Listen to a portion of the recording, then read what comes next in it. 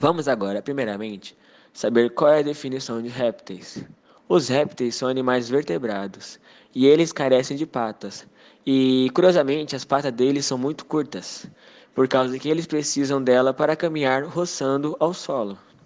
Os répteis eles possuem um aparelho respiratório pulmonar e a comunicação que é feita entre eles pode ser feita de diversas formas, seja através de emissões de som, de maneira visual ou através de feromonas.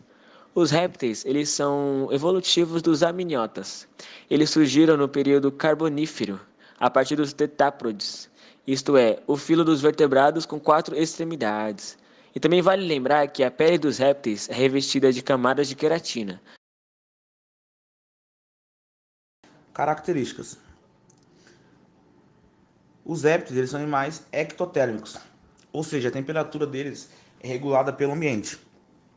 E na maioria das vezes eles vivem em regiões secas, em quentes, na verdade, secas ou quentes do planeta Terra, podemos dizer assim, né? Uma característica deles é a pele coberta de escamas e as placas resistentes ao calor. E apesar deles serem considerados animais que só ficam em partes secas, podemos encontrar répteis também em ambientes marinhos, por exemplo, nas águas doces. Exemplo desses animais é a tartaruga marinha, o cágado, crocodilos e jacarés. E também algumas cobras que vivem boa parte do tempo na água. Existem os répteis, tem vários tipos, tem herbívoros e carnívoros. Essas são algumas das características presentes neles. Quatro ordens dos répteis. Os répteis são divididos em quatro ordens de espécies. Os quelônios, que é constituído pelos jabutis, cágados e tartarugas marinhas, temos aproximadamente 300 espécies. Os crocodilianos, que são os crocodilos, alligatores, jacarés e gaviais, aproximadamente 25 espécies. As esquamatas, que são serpentes e lagartos, aproximadamente 5.700. E os ginkgocéfalos, ordem representada só por uma espécie, que é o tuatara. A alimentação dos répteis. Bom, existe três classes. Carnívoros, que são jacarés, crocodilos, tartarugas, lagartos, serpentes e cobras de duas cabeças.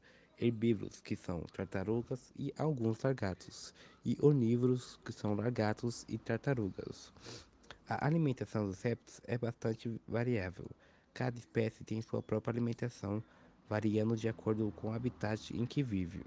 Répteis como jacarés e crocodilos são grandes predadores de anfíbios, mamíferos e aves. E os jabutis comem de tudo, portanto, são onívoros. Como se alimentam os animais? Bom, como eu disse, são três classes. Os carnívoros, eles se alimentam-se de outros animais. Herbívoros alimentam-se de plantas e onívoros alimentam-se de animais e plantas. Vamos falar agora sobre o sistema digestório dos répteis. De uma forma geral, os répteis são carnívoros, contém dentre eles poucas espécies herbívoras ou onívoras. Esses animais possuem um sistema digestório completo, com intestino grosso, faringe, esôfago, estômago, boca e cloaca. Contém também um processo digestório dos répteis, no qual nesse processo envolve que o alimento passa da boca para a faringe, segue para o esôfago, o estômago, depois para o intestino delgado e logo após para a cloaca. O alimento não aproveitado pelo organismo, ele é eliminado pelo ânus. A fecundação é interna. Geralmente, com o auxílio de órgãos copuladores, o macho introduz os espermatozoides dentro do corpo da fêmea. Geralmente são ovíparos. Desenvolvimento embrionário ocorre dentro do ovo, porém fora do corpo materno. No entanto, alguns grupos de cobras e lagartos apresentam ovoviviparidade, ou seja, as fêmeas produzem os ovos, o desenvolvimento embrionário ocorre dentro destes ovos, porém a fêmea os retém dentro de seu corpo até completar o desenvolvimento e então espelha o feto. Ovos com cascas, córneas ou calcárias. Presença de envoltórios embrionários como âmnio, córeo, saco vitelino e alantoide. Como a fecundação interna, as características dos ovos com cascas foram importantes para o estabelecimento destes grupos no meio terrestre. O sexo de alguns grupos, como o das tartarugas, por exemplo, é determinado ainda dentro dos ovos, conforme a temperatura do ambiente. Caso os ovos tenham contato com temperaturas acima dos 20 graus ou abaixo dos 30 graus, nascerão mais fêmeas. Caso a temperatura varie entre os 22 e 28 graus, nascerão mais machos. Assim como os anfíbios, os répteis são animais ectotérmicos. Isso significa que eles não produzem boa parte da temperatura do seu corpo. Por isso, são dependentes de fontes externas de calor. Por esta razão, eles são muito sensíveis a variações de temperaturas, o que faz com que a maior concentração de répteis aconteça em locais próximos aos trópicos e, à medida que nos aproximamos dos polos, encontraremos cada vez menos espécies. As tartarugas e os crocodilos são na sua maioria aquáticos, enquanto os lagartos e serpentes são na maior parte terrestres e arborícolas. Existem exceções interessantes. Algumas tartarugas não apenas vivem longe da água, mas vivem em regiões desérticas, e algumas serpentes marinhas têm uma existência totalmente aquática. O sistema respiratório dos répteis. É, os répteis eles dependem exclusivamente da respiração pulmonar. Os pulmões dos répteis eles são mais complexos e eficientes que os dos anfíbios, por exemplo, pois ele tem o maior número de câmaras internas e alvéolos.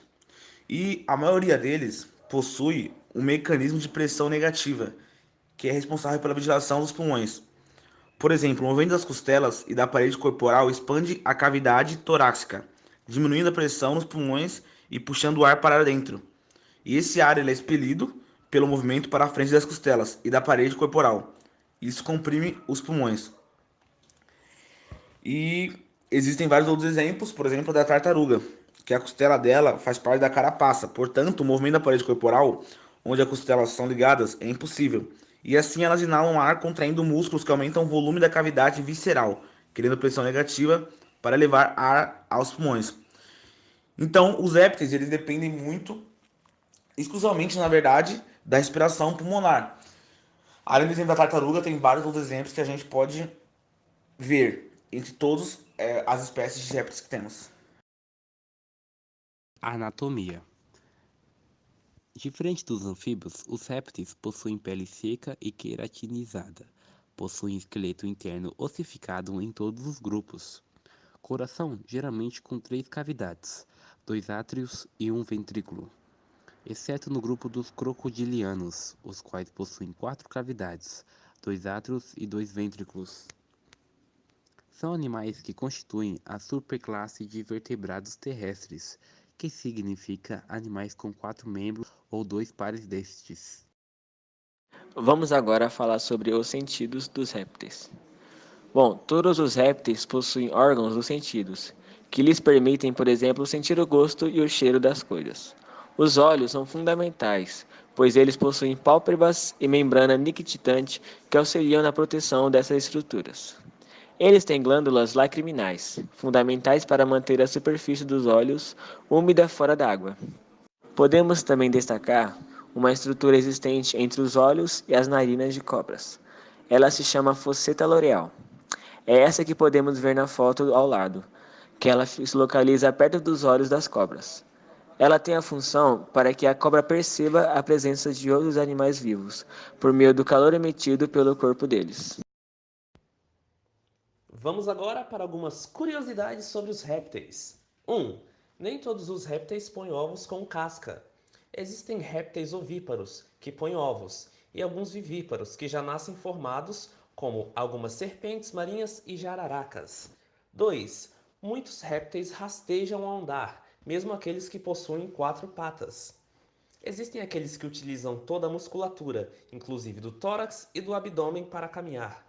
3. Alguns répteis soltam a cauda como instinto de defesa. Iguanas e camaleões possuem 4 patas com unhas, além da cauda.